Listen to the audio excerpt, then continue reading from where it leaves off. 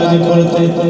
হ্যাঁ সাহাবী তুমি শুনে রাখো, আকাশের মধ্যে যে নক্ষত্রগুলো তুমি দেখতেছিলে ওইগুলা মূলত নক্ষত্র না, এইগুলা হলো মহান আল্লাহ রাব্বুল আলামিনের নিয়মিত রহমতের ফেরেশতা। হ্যাঁ সাহাবী তুমি যদি সারা রাত যদি তুমি কোরআন তেলাওয়াত করতে, তাহলে তুমি শুনে রাখো ওই আল্লাহর রহমতের ফিরতাকে সকাল পর্যন্ত অন্যান্য লোকেরাও দেখতে পাই।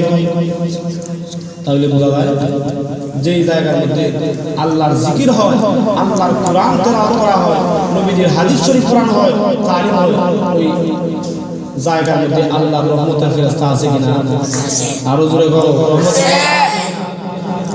তাহলে বোঝা গেল যেই জায়গার মধ্যে গান বাজনা হয় ওই জায়গার মধ্যে আল্লাহর গজব নাযিল হয়, ঠিক কিনা?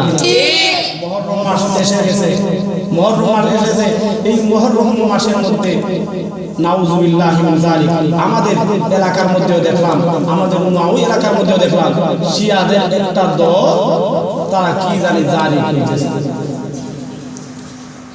এই যে জারি আরম্ভ করছে এরা শরীয়তের দৃষ্টিতে কতটুকু যায়? এটা না যায় হারাম, ঠিক না? ঠিক।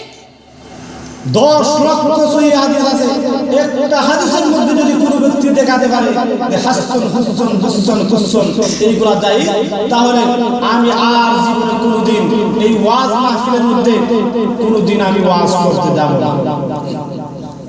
এগুলা মূলত বেদাত। আমাদের কওমিপন্থী লোকের মধ্যে এই বেদাত কাজ নাই। আলহামদুলিল্লাহ, আলহামদুলিল্লাহ।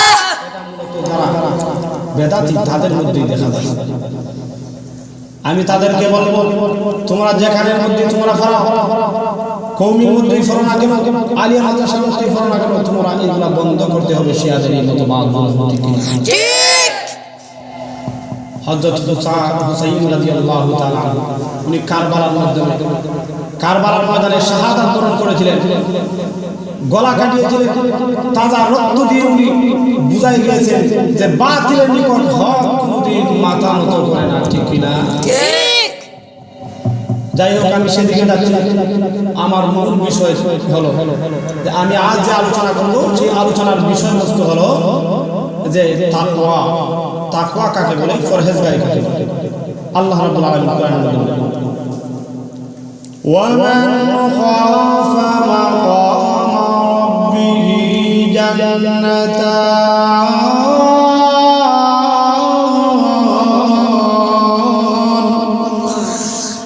আল্লাহ রাব্বুল আলামিন বলেন যেই ব্যক্তি তার রবকে ভয় করবে, মহান আল্লাহ ওই ব্যক্তিকে দুইটি জান্নাতের মালিক বানায়া দেবে।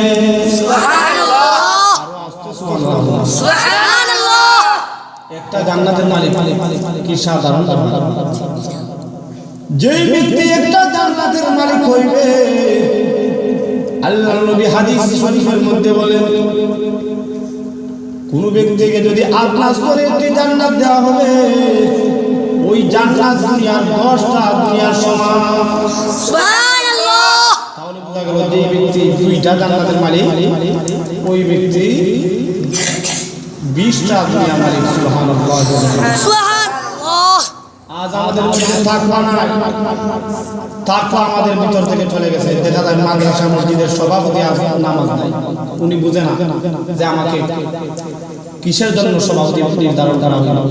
আজ অনেক বড় বড় সংগঠন, এই সংগঠনের সভাপতি তারা নামে সভাপতি কিন্তু খামে মাশাআল্লাহ সপ্তাহে একদিন টেক করে দেন। আর যদি কোনোদিন ঈদের দিন আয়া টেক করে দিলা, টেক করে দেওয়ার পরে এরপরে ভুল করবো ইমাম সাহেব কই, মুয়াজ্জিন সাহেব কই, ইমাম সাহেব সপ্তাহে কয়দিন ছুটি কাটায়, মাসে কয়দিন ছুটি কাটায়। ওরে বাবা, এই মূর্খর 5 ওয়াক্তের মধ্যে 5 ওয়াক্ত দুই নামাজের মধ্যে আসে। এখন বছরে একদিন আয়া ইমাম মুয়াজ্জিনদের কষ্ট দিবার লাগে, তো ইমাম মুয়াজ্জিন বদয়া দেয়, ওইটা মরে না, ঠিক কি না? ঠিক।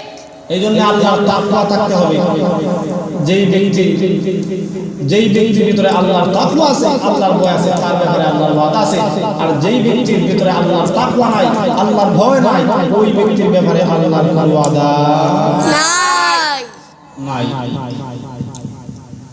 বনি ইসরাঈলের একজন মহিলা, আল্লাহু আকবার, এত তাকওয়া, এত পরহেজগারি, আল্লাহকে দিয়ে এত ভয়, যে ওই মহিলা একবার তার ঘরের মধ্যে খাবার নাই, তার সন্তানের জন্য খাবারের জন্য তার চাচাতো ভাই কিফিলের কাছে গেল, গিয়ে বলল, কিফিল, আমার চাচাতো ভাই, আমার বাচ্চা আমার ঘরের মধ্যে খাবার নেই, আমার সন্তানের উপবাস মারা যায়, তুমি আমাকে কিছু টাকা খরচ হিসাবে দাও। ওই মহিলাটি ছিল অত্যন্ত সুন্দরী। এমনি কিফিল মনে মনে ভাবল, এখন আমার সুযোগ যায়। এমনি ডাক দেয়া বলতেছে, ও মহিলা, তুমি শুনে রাখো। হ্যাঁ সুন্দরী মহিলা, তুমি শুনে রাখো, তোমাকে আমি একটি শর্তের বিনিময়ে তোমাকে আমি ঋণ দিতে পারবো। ওই মহিলাটি ডাক দেয়া বলতেছে, আমার চাচাতো ভাই কিফিল, কি সেই শর্ত? কোন শর্তের বিনিময়ে তুমি আমাকে ঋণ দিবে? ওই কিফিল ডাক দেয়া বলতেছে, আমি তোমাকে ঋণ দিব, ওই ঋণটার ফেরত দেওয়া লাগবে না, তবে আমার মনের বাসনা তুমি পুরা করতে হবে। দূরে দূরে নাউজুবিল্লাহ। ওই মহিলা ডাক দেয়া বলল, হ্যাঁ কিফিল, তুমি শুনে রাখো, আমি তোমার কাছ থেকে ঋণ নিতে আমি রাজি নই। প্রয়োজন যদি হয় তাহলে আমি উপবাস অবস্থায় মারা যেতে রাজি আছি, তারপরেও আমি তোমার কাছ থেকে আমি ঋণ নিতে রাজি না। চলে গেছে। বাড়ির মধ্যে যখন গেল, বাড়ির মধ্যে গিয়ে দেখি সন্তানেরা কান্নাকাটি করতেছে। একজন মা তার সন্তানের জন্য কতটুকু মায়া, ওই মা সন্তানের কান্না, সন্তানের চোখের পানি সহ্য করতে না পেরে আবারও কিফিলের দরবারে এসে ডাক দেয়া বলে, আমার চাচাতো ভাই কিফিল, তোমাকে আল্লাহ অনেক ধন সম্পদ দান করেছে, তুমি আমাকে কিছু ঋণ দাও। কিফিল ডাক দেয়া বলতেছে, হ্যাঁ মহিলা, তুমি শুনে রাখো, তোমাকে আমি এই শর্তটা দিয়েছিলাম, ওই শর্ততে যদি তুমি রাজি হও তাহলে তোমাকে আমি ঋণ দিতে রাজি আছি। মহিলা নিরুপায় হয়ে রাজি হয়ে এবং নির্ধারিত একটা তারিখ আসলো। তারিখ আসার পরে তখন ওই কিফিল ডাক দেন, হ্যাঁ মহিলা, তোমার কি মনে আছে তোমাকে যে আমি শর্ত দিয়েছিলাম, ওই শর্তের সময় তো এসে গেছে। এমনি ওই মহিলা ডাক দিয়া বলতেছে, হ্যাঁ কিফিল, তুমি শুনে রাখো, তুমি যে শর্ত দিয়েছিলা, আমিও সাথে সাথে একটা শর্ত দিয়েছিলাম। কিফিল ডাক দেয়া বলে, কি শর্ত তুমি দিয়েছিলা? হ্যাঁ কিফিল, আমি তো শর্ত দিয়েছিলাম, এমন জায়গার মধ্যে তুমি আমাকে নিয়ে যেতে হবে, তোমার মনের বাসনা পূর্ণ করতে হবে, যেই জায়গার মধ্যে কেউ দেখবে না। এমনি কিফিল ডাক দেয়া বলে, চলো। জঙ্গলের মধ্যে নিয়ে গিয়েছে। ওই জঙ্গলের মধ্যে নিয়ে যাওয়ার পরে কিফিল লক্ষ্য করে দেখে ওই মহিলাটির বুকের মধ্যে জ্বর জ্বর করে পানি পড়তেছে। কিফিল ডাক দেয়া বলতেছে, হ্যাঁ সুন্দরী নবী, তুমি শুনে রাখো, তোমাকে আমি এমন একটা জায়গার মধ্যে তোমাকে নিয়ে আসলাম, যেই জায়গার মধ্যে দুনিয়ার কোনো জিন ইনসান, দুনিয়ার কোনো মানুষ জিন্নাত দেখবে দূরে থাক, ওই জায়গার মধ্যে একটা ফিলিকাও দেখবে না। হ্যাঁ মহিলা, তুমি এখন বলো, তুমি কেন কান্নাকাটি করতেছো? ওই মহিলাটি ডাক দেয়া বলতেছে, হ্যাঁ তুমি শুনে রাখো, আমি দুনিয়ার কোন মানুষের ভয়ে আমি কান্নাকাটি করতেছি না। দুনিয়ার কোন মানুষ যদি আমাকে শাস্তি দেয় তাহলে আমি ওই শাস্তি মেনে নেব, কিন্তু আকামুল হাকিমিন মহান আল্লাহ যদি আমাকে কিয়ামতের ময়দানে, হাসরের ময়দানে যদি ডাক দেয়া বলেন, হে বান্দী, তুই কেন জিনা করলে? তুই এই মুহূর্তে জাহান্নামের মধ্যে চলে যা। হ্যাঁ কিন্তু তুমি শুনে রাখো, জাহান্নামের আগুন আমি সহ্য করতে পারবো না। ওই জাহান্নামের আগুনের উপরে আমার চোখ দিয়ে পানি পড়তেছে, আমি জাহান্নামের আগুন আমি সহ্য করতে পারবো না। দুনিয়ার মানুষ যদি আমাকে শাস্তি দেয়, ওই শাস্তি আমি সহ্য করতে পারবো না। আল্লাহ যদি আমাকে জাহান্নামের মধ্যে দেয়, তাহলে ওই জাহান্নামের আগুন আমি সহ্য করতে পারবো না। এই জন্যে আমি চোখের পানি আটকাইয়া রাখতে পারলাম না। এমনি কিফিল ডাক দেয়া বলতেছে, হ্যাঁ মহিলা, তুমি যদি একজন মহিলা হয়ে আল্লাহকে ভয় করতে পারো, তাহলে আমি কিফিল আজ থেকে তওবা করলাম, আর কোনদিন আমি জিনা করব না, আল্লাহর হুকুম ছাড়ব না। সঙ্গে সঙ্গে ওই কিফিল তওবা করে ফেলেছে।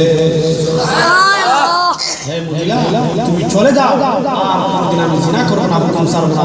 তুমি যে ঋণটা আমার কাছ থেকে নিয়েছিলে এটা আমি সদকা হিসাবে করে দিয়ে দিলাম। সুবহানাল্লাহ। কিছুদিন পরে দেখা যায় কিফিল মারা গেছে। আর বনি ইসরাইলের যুগে কোনো ব্যক্তি যদি মারা যাইতো, মারা যাওয়ার পরে তার দরজার সামনে লেখা থাকতো ওই ব্যক্তি জান্নাতি, ওই ব্যক্তি জাহান্নামী। এটা কঠিন যুগ ছিল। বনি ইসরাইলের যুগের মধ্যে কোনো ব্যক্তি যদি, কোনো ব্যক্তির কাফনের মধ্যে যদি এই নাফাকি লেগে যেত, তাহলে ওই ব্যক্তির কাফর পরিষ্কার করার পদ্ধতি ছিল, পবিত্র করার পদ্ধতি ছিল, যেই জায়গার মধ্যে নাফাকি লাগছে ওই জায়গাটা কাটতে হবে। কত কঠিন, কত কঠিন। কিন্তু আমাদের শেষ জমানার নবীর যুগ, যদি যেই কাফনের মধ্যে নাফাক লাগছে এই জায়গায় কাটতে হয় না, এই জায়গাটা ধুইলে কি হয়ে যায়? পবিত্র হয়ে যায়। সুবহানাল্লাহ। এমনি মানুষরা যখন কিফিলের লাশটা দেখতে আসতেছে, আর মানুষরা মনে মনে কয় দেখুন এই এক ব্যক্তি মারা গেল, যেই ব্যক্তিকে আল্লাহ জাহান্নামের মধ্যে পাঠাবেন। নাউযুবিল্লাহ, নাউযুবিল্লাহ। এমনি দলে দলে মানুষেরা যখন আসলো, না না না, ওই মানুষেরা গেটের মধ্যে যখন দেখলো জান্নাতি, এমনি মানুষেরা ওই লেখাকে বিশ্বাস করতে পারল না। মানুষেরা ডাক দিয়ে বলতেছে ওই কিফিল সারা জীবন কর্ম করছে, সারা জীবন জিনা করছে, চুরি করছে, ডাকাতি করছে, মানুষের ধন সম্পদ লুণ্ঠন করেছে। না না না, ওই ব্যক্তি কিভাবে জান্নাতি হবে? আমাদের তো ধারণা হয় না, আমাদের বিশ্বাস হয় না। হয়তো আল্লাহর কোন ফেরেশতা এটা ভুল লিখে গেছে।